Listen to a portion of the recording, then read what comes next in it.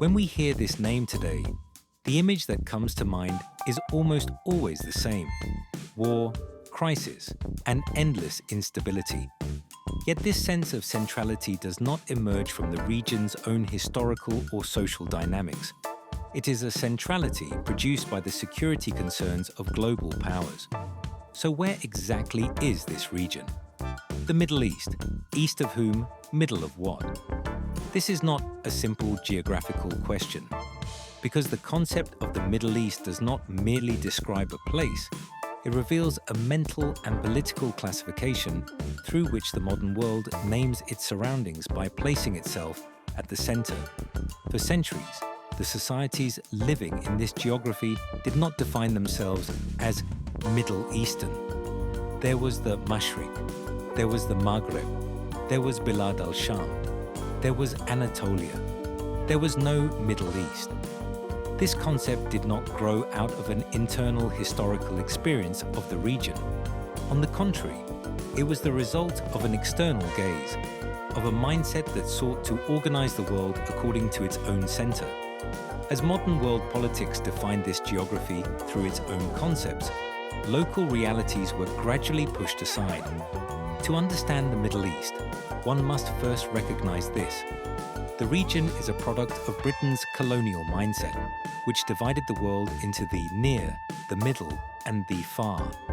The most concrete outcome of this classification on the ground was the creation of artificial borders.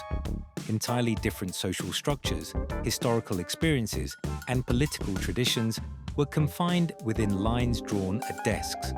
These borders were not shaped by local memory or by the region's own political relations, but by the military and administrative needs of the mandate regimes. Yet this story did not begin in the 20th century. It began much earlier. In 1798, a French general gambled big in the Mediterranean, Napoleon Bonaparte.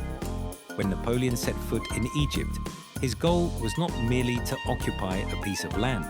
His real aim was to sever the lifeline of the British Empire, the route of trade and domination leading to India. Napoleon's Egyptian campaign marked the moment when the West rediscovered this region in the modern sense. He did not arrive with soldiers alone. He brought scientists, cartographers, historians, and the printing press.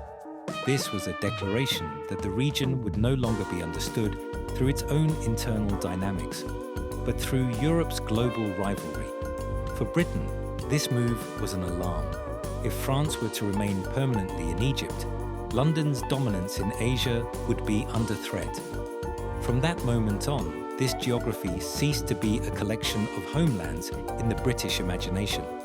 It became a strategic barrier that had to be protected. The rupture initiated by Napoleon produced a long-lasting reflex in British foreign policy. Every port, every passage, every tribe stretching from the eastern Mediterranean to the Persian Gulf began to acquire meaning in terms of the security of the route to India. The region was no longer defined by its own history, but by its distance from London. With the opening of the Suez Canal in 1869, this perspective became permanent. The distance between London and India was shortened. But at the same time, this line turned into the most fragile artery of the empire. In British reports, the region was not described as a cultural or historical space, but as a security belt that ensured the continuity of imperial power. It was precisely in this context that the concept of the Middle East was born. This term did not refer to a shared civilization or a common identity.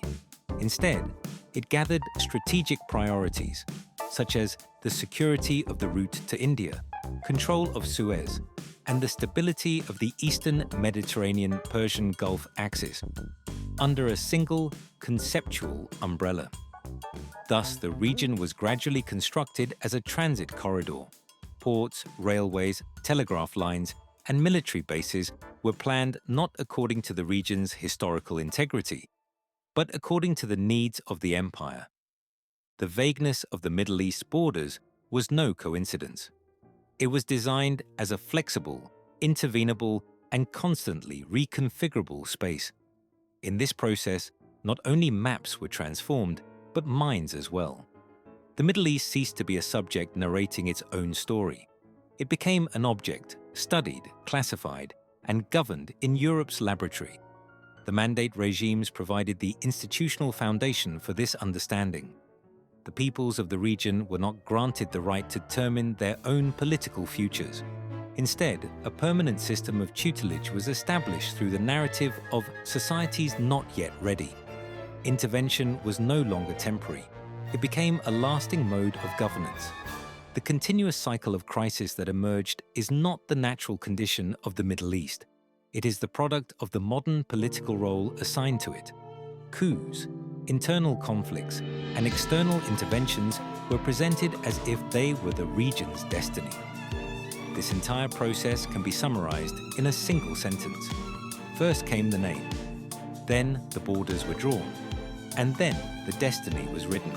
For this reason, to understand the Middle East is not merely to understand a region, it is to understand how the modern world, by placing itself at the center, defines, classifies, and governs the other. Because sometimes the fate of a geography is determined not by what it lives through, but by the name it is given.